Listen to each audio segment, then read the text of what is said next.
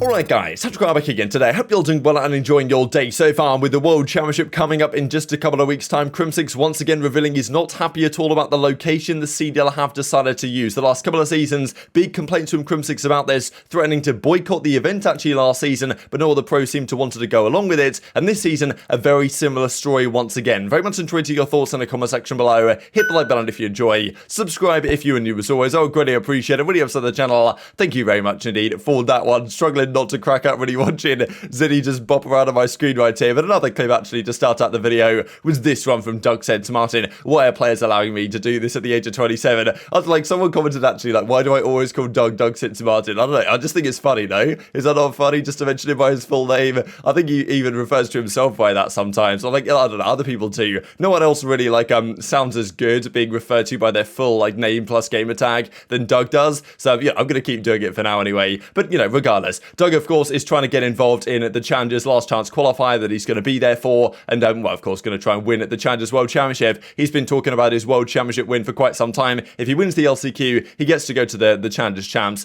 and like, who knows what's going to happen from there. But of course, they've got to win the LCQ first, and it's not looking so good for them, but I mean, they did make a pretty good run again in the kind of unofficial World Championship the Call of Duty agent put on last night. They ended up coming top 3. Doug's team, they lose to John and Co, who ended up winning the tournament in the losers bracket. Excited for the LCQ on Sunday. So yes, tomorrow it all begins, I guess, and then, you know, Doug and the guys will try and make a run to actually, and Clayster as well is going to be competing in it, and many other teams, including John's team right here. Also, John, we believe, a free agent for next season, actually, because I think that's the way the contract had worked out there, where, because the way he got signed to Paris, I think he's a free agent. Might not be the case, but might be the case with any luck as well. He can actually escape Paris and go on to, well, hopefully a proper organisation if another team wants to give him a shot, right? Because it can be difficult for some of these guys. Like Jimbo, I think, is in a similar boat. Jimbo's at numbers. He has the most improvement from online to LAN of any player in the league, which makes sense because he's stuck out there in Montreal playing it for Paris online as an entry sub effectively, like you know, in a very difficult ping environment. Like he's getting absolutely fried, and it makes sense. Whereas when he goes to LAN, he actually has pretty good numbers for Paris. He has about a 0.98, pretty much a 1 KD, which is pretty good for Paris given the fact that they're Paris and they're getting destroyed and it's on LAN. So I think Jimbo's one of those players that just gets really harshly done by the Paris system. The fact that like he gets fried online, everyone thinks he's terrible, does pretty well on LAN, no one really remembers, and then has to take another 2 or 3 years to get his shot back in the league. Kind of a kismet situation really for Modern Warfare, where it took him like 2 seasons to build his reputation back up to a point where he can get picked up again. Like it's the same thing with Spart really in Modern Warfare for Los Angeles Guerrillas, and then when he does come back, he has good impact.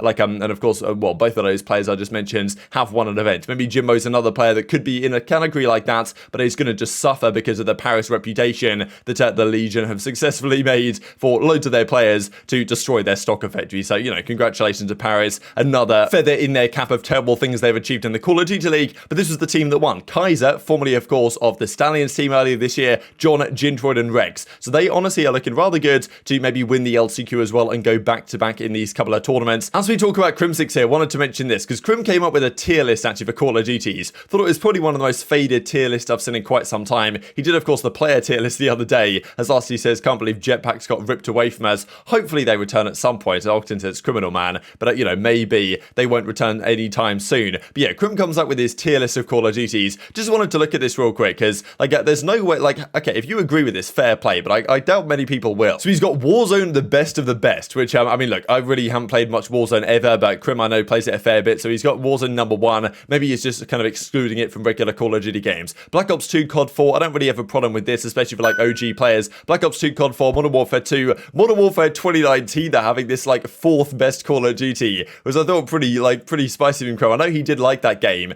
and this is, like, one of the reasons why for sure he's going to keep competing next season, regardless of what happens at Champs, because I think Crim, to be honest, will keep competing until no one picks him up, right? He'll keep competing until he just doesn't get a spot in the league anymore, like, or he really just, like, you know, has had enough of it. But I feel like his just personality is not the type of guy to have had enough of it, and he's going to keep grinding as long as he can, and he's probably going to think that he's probably going to like Modern Warfare 2022 as well, because he certainly liked the original Modern Warfare, well, not the original Modern Warfare, which is still in the amazing category, but yeah, like, I thought having this the 4th best COD ever was quite something. Then Advanced Warfare, then Ghost in the okay category, then Vanguard is at the top of the not bad category, maybe just so Crim doesn't get fines, but maybe he actually does think it's alright. But I mean, surely Vanguard is not better than Black Ops 4, World War II, and Infinite Warfare, and the worst of the worst here goes Modern Warfare 3, the worst COD ever, Black Ops Cold War, which Crimsix certainly certainly didn't like. And then Black Ops 3, which is just like, this is to me blasphemous, having, Black Ops 3 all the way down here. But, that's just my perspective. You guys might well disagree. Now, speaking of Crimsix, we did look at this earlier today, right, where the Minnesota guys were saying maybe we'll fly some players out to Minnesota so we can play the qualifiers in person. And Crim was kind of the first one to disagree with this and say, I, for one, as a player, will challenge you on going to Minnesota, especially in the middle of winter, to the fullest capacity, right? So saying, look, I don't care if it's online, I'd rather play from the comfort of, his house, I guess, in Texas, where I'm pretty sure the New York guys play for, rather than flying out to Minnesota to play these online matches in person, because he doesn't want to go out there to Minnesota. But speaking of,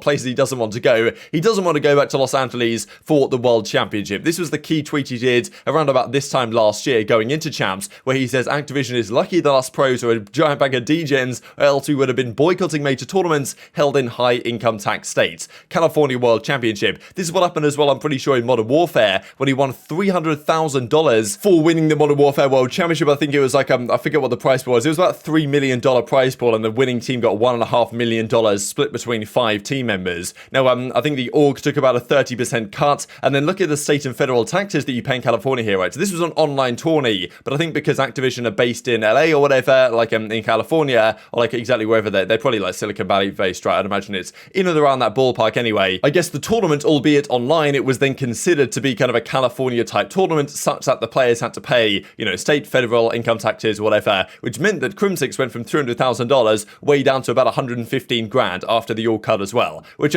Crim's not happy about, right? It kind of makes sense at the end of the day, because why would the players, the teams, like the staffing have to, especially because it's the biggest tourney of the year, right? The prize pool this year is $2.5 million. Like, why would they have to go from this back down to like whatever they earn just because they're doing it in this particular state where they could be doing it in another state? And this is what Crimsix has to say. Yo, I'm actually curious. Right? I've been talking about this a bunch. MW Champs had a 300 grand. How much do you think I got?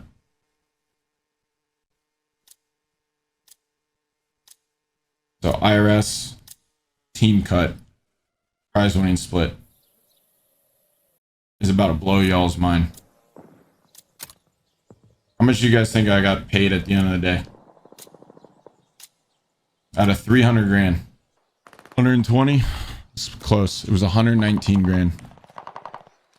Out of 300. Then you factor in California state tax. What is it, 9%? Even less than that. Why we have the biggest event of the year with the biggest prize winnings at the state that takes the most amount of money? Like, absolutely no like consideration. Like, y'all might see what 1.4 mil on the esports earnings. That's not what I ended up with. I may have gone like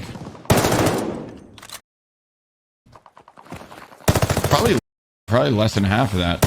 So Crimsix is saying once again this season, like he feels exactly the same. I think he said he made about 119, 115,000, whatever it was, from winning a world championship back in 2020. Like that 300k just disappeared, right, for a lot of the players. Of course, like, okay, 115k is not a bad payday, right, for winning the world championship, but it could have been a lot better if, of course, the state income tax wasn't so heavy, right, and the taxes that they have to pay. And I think he was also saying like the income tax on top of that's like another 9%. Like, it's a bit of an interesting situation, right, that the Activision guys keep insisting, it seems, that the world championship is going to be out there in California or in Los Angeles or whatever exactly it's going to be. I think this year, yeah, it's in LA once again, as it tends to be every single year, even though there were some rumors this year it was going to be in Vegas. Like, I mean, I don't really know why they're so insistent that it's out there in Los Angeles, because, I mean, look, it kind of makes sense, right? It's a big hub, and of course it's like home headquarters or whatever for Activision Blizzard in the local vicinity. But I feel like there's just better places to do it. Just like, of course, we saw what happened with the New York event. You could also do it in Texas, where the income taxes are much lower, or in Florida, for example, where you're in a similar boat. I'm sure Crimsix would be happy with that one. And he says it's just very inconsiderate from the CDL, like that the biggest tourney of the year is for some reason in the place where most of the money just disappears into the local government's pocket. So like, most players aren't really talking about this, but Crimsix certainly talking about it because he's looking at his kind of record for his earnings, right? I think he even said in his bio, $1.3 million earned all time, at least in terms of the esports earnings list. But actually a lot of that money is not actually gone to Crimsix's pocket at all, because a lot of it's come from the world championships, where a lot of it just disappears. Some of it to the organization, in, right? And of course, the organization, it makes sense they'll take something of a cut because they already pay the players' salaries, so they've got to take something back in return because it's hard enough to be profitable as an organization as it is right now, but just being there when you could be in Texas or Florida or somewhere else, like, it might make more sense, especially because from my perspective, like, what often happens with these LA World Championships, we don't actually quite yet have the schedule, but it's often even worse for, like, viewers around the world. For example, the New York event and the Toronto event most recently, they had a great schedule where they started at 1:30 Eastern. I don't know what they're going to do for Champs, but I would not be surprised at all if the time starting is pushed back further, which makes sense, I guess, because it's on the West Coast, it's 8 hours behind us here in the UK, 9 hours behind those in mainland Europe. It often means that these matches finish rather later for the World Championship than they do for regular events, which can actually make it a worse viewing experience around the world than if it was like an East Coast event, right? So for some reason for the World Championship, like as Crim says, like they're rather inconsiderate in how they do this, not just for the players, but also maybe for the fans around the world as well. They obviously have their reason to do it in LA, but like I thought this season might be the time where they switch it up. They went to Vegas or they did something else and went to Nevada, but it turns out, of course, they haven't done that at all. So yeah, Crimsix still not happy about this. Like, I mean, look, he's at the World Championship once again. He's extended his streak to 10 years in a row. His record in the last few World Championships actually has been very good as well. Like, of course, he's won 3 of them, come third a couple of times in recent years as well. Maybe this year they can go on better. I'd say right now New York are probably maybe the third favourites, I would say. If they come top 3 here, that's probably where they should be. The difficulty for them is that they play FaZe round 1, who are, first or second favourites, right? So, like, it's a difficult matchup of FaZe, but if New York can beat them, then I'm sure that'll give them an awful lot of confidence. If they do lose, though, they're going to drop down to losers and can still make a run in this tournament, right? But this time out, there's no buys. Like last season, FaZe, because they were the number 1 seed, they got a buy in the winners brackets, which was maybe deserved, but what it did mean was that, like, they only had to win, 3 series to win the World Championships, which felt, pretty much nothing, right? This season, whoever wins the event is going to have to win at least 4 series, which is pretty much a proper event at least. Speaking of Champs, a couple of the teams that are going to be there, and if New York were to lose to FaZe, then they might drop down to losers and play one of these teams, Seattle Surge being one of them. Kind of crazy that Seattle went from, I believe, a 9-match winning streak. They won 9 matches in a row, Seattle, like during their run in Major 3, and then at the start, I guess, briefly at the start of Major 4, and also through the Major 3 qualifiers. But they won loads of matches in a row. Like, I think the record all time is, 13? That Optic, I think, maybe matched FaZe's record or something. Like, I think Optic broke the control record, but matched maybe the streak winning record, the series winning record. Seattle got up to 9. They weren't far off breaking that record, to be honest. Like, for an organization like Seattle that was absolutely terrible last season, and since then, they're on a 5-match losing streak in a row. So crazy how they've just flipped a switch and gone from good to absolutely terrible. They've still been rather good at control. They play Ravens in the first round of the World Championship, but I do think on LAN, I would slightly favour these guys over the Royal Ravens. But yeah, Gavutu Harper, they're 0-6 on, so I guess they're going to ban that out rather a lot. And next season, right, I do wonder what this team does, because they have a lot of play, actually, in terms of potential roster mania, because they have Pred, who's, one of the best SMGs in the entire game, if not playing, like, the best right now. This is the team they're playing, the London Royal Ravens. Like, of course, online, it can be a rather different story to online. If you look at their, numbers online, it looks really rather good, right? 17-7 in hardpoint and search in stage 4, 1-6 in control, great at Tusk and hardpoint, 6-1, terrible at Tusk and search and destroying control, which is kind of crazy, actually. Like, how is that even possible? You're 6-1 on Tusk and hardpoint and just get destroyed every time you play it in search and control. And if you look at their kind of best game mode combination, Desert Siege Surge, they're 7-1. But just I'd like to see really hear some online versus LAN stats, because despite seemingly getting back to form lately, they've gone from 3rd at stage 1 to 8th and to 12th recently. So if this, they can't come any worse than top 12 of the World Championship. The worst they can go is top 8. But I wouldn't be surprised to see them in that category, to be honest, based on their performances so far this year in a LAN environment. I just wanted to finish out with this as well. I believe aBeZy, Censor, and Slacked in some sort of content piece where they did a draft for,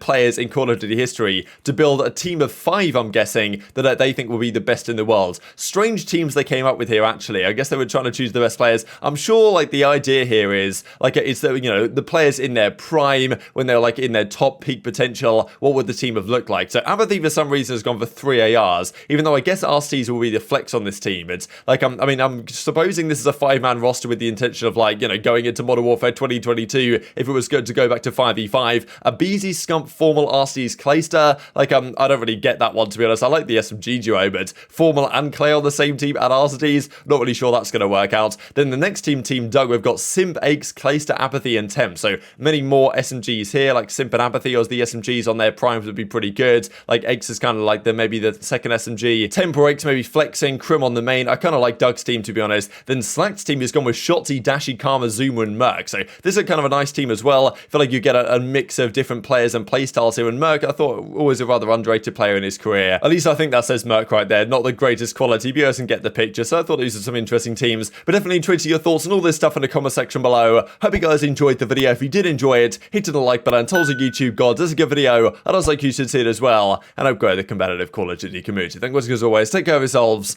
and I'll see you next time.